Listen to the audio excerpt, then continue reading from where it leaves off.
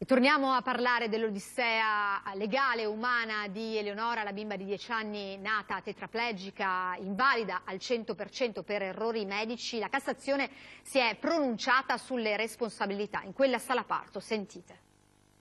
È stata confermata la sentenza di appello della Corte d'Appello di Venezia, sentenza che sanciva proprio la responsabilità penale di entrambe le ginecologhe. Abbiamo preso questa notizia con grande soddisfazione e adesso sicuramente questa sentenza avrà dei precedenti perché per tutti i casi di mala sanità. Una storia lunga e dolorosa quella di Eleonora Gavazzeni, la ragazzina che 11 anni fa venne lasciata per diverse ore in una sofferenza fetale che la condannò alla tetraplegia, un corpicino incapace di vedere, sentire, muoversi. Nei giorni scorsi la Cassazione in via definitiva ha condannato le ginecologhe e l'assistente ospedaliera di Rovigo a pagare i danni per gli errori compiuti. In sede civile alla famiglia di Eleonora erano già stati riconosciuti più di 5 milioni di euro. Poi le assicurazioni le avevano addirittura chiesti indietro, sostenendo che la piccola avrebbe avuto una vita brevissima. Mia figlia farà una vita, condurrà una vita, vivrà tanto quanto gli altri bambini, né più né meno. Questa sentenza avrà delle ripercussioni significative anche per quanto riguarda il giudizio civile del maxi risarcimento. Per mamma Benedetta giustizia è fatta o quasi. Se non avessero fatto tutto quello che hanno fatto in modo sbagliato,